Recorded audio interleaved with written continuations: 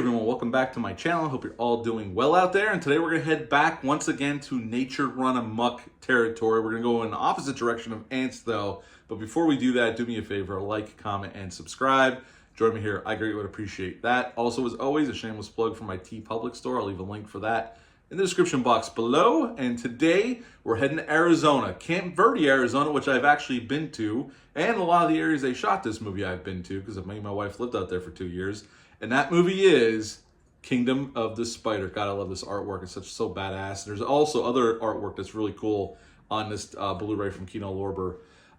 Kingdom of the Spiders came out November of 1977. It's rated PG. It's an hour and 37 minutes long. Had a budget of $500,000, and upon release, it did really well. It made $17 million. Compared to the budget, this was a nice size hit for them. I mean, this was a low-budget production, but we got a really big actor, especially at the time. I mean, he was very popular, a lot of TV, Star Trek. We got William Shatner. Yeah, that's right. Captain James Tiberius Kirk himself is in this film. Is Dr. Robert Rack Hansen. He is the veterinarian, the only veterinarian in this small community of Camp Verde Valley. To direct this film, before we go on to the next actor, John Cardos directed this film. He was a stuntman, actor, and he directed several films in his career. The man has passed away several years ago. And also this film is Tiffany Bola. She played Diane Ashley. She is from the university down in Tempe that comes in to help them figure out what the hell is going on. And this was all shot in the Camp Verde, Sedona area. I've been to these. I drove through Camp Verde when we were living out there because I've seen this film since I was a kid. This is a movie I've seen many times over the years. And I knew they shot in Camp Verde, and we were living there. And we would go up to Prescott, which was about 42 minutes north of Camp Verde, and up to Sedona, which was a little further up the road.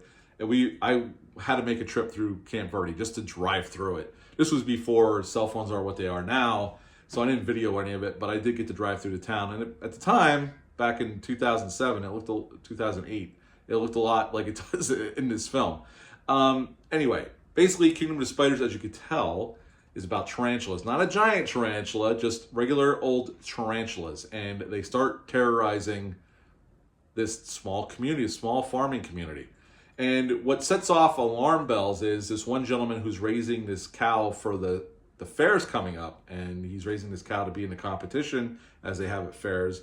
And all of a sudden the cow comes down and gets really sick. They call in Shatner's Dr. Robert Hansen, or Rack as they call him in the film.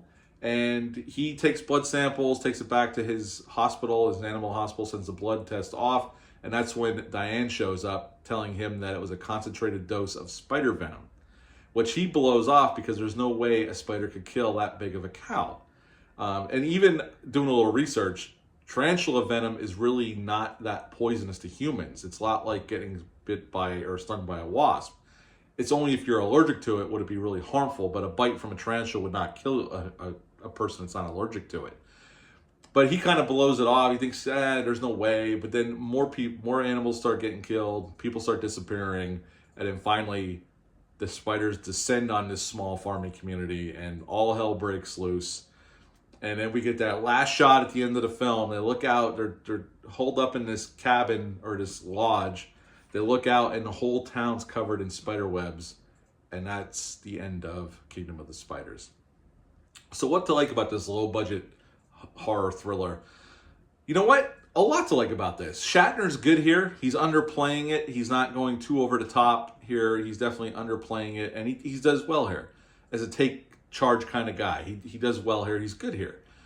Tiffany Bowlings is good here as playing off of him. Supposedly they had a love-hate relationship on set, but you wouldn't tell by watching the film. It looks like they were having a blast, although I wouldn't have been able to work with those. There was real tarantulas on the film.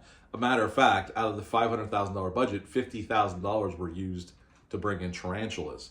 And they had 5,000 tarantulas at the ready for the film. I think, obviously, if you have arachnophobia, the spider action is going to freak you out, and there's plenty of spider action here. They do the setup, and there's the mystery of trying to figure out, we know as the audience what's going on, but the characters don't. And then once the spider action happens, pretty much the last half hour of the film is nothing but nonstop tarantula action.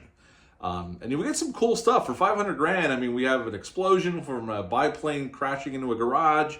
There's some cool stunts. There's this police car that gets hit with this water tower and explodes. There's some cool stuff here they pulled off. They managed to pull off for 500 grand, even in the 70s. I mean, for what they were able to accomplish, it was pretty good for that amount of money.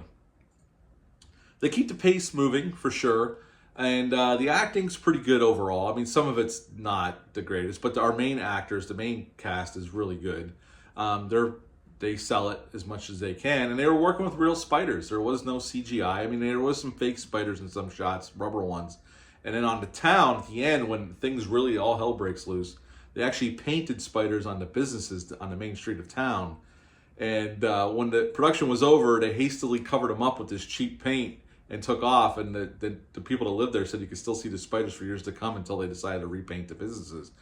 But overall, you know, it's not a perfect film. I mean, the low budgetness does show its head at times.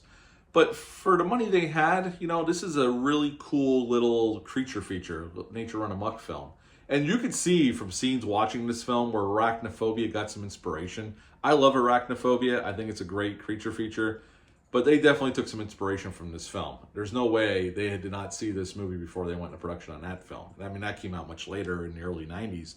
But there's definitely scenes in here that are almost right out of Arachnophobia. It's not a perfect film, but for a low-budget Nature Run Amok film, they do a really nice job with this one. And it's one I've been watching since I was a kid. I used to have a big clamshell VHS of this bad boy that I wish I still had because VHS has made a comeback. But I don't have it anymore, so I had to settle for this Blu-ray from Kino Lorber. It has a nice transfer on it, and there's 2 interviews on it that give you a little perspective on the film. You know, one's from an actor and one's from one of the writers on the script.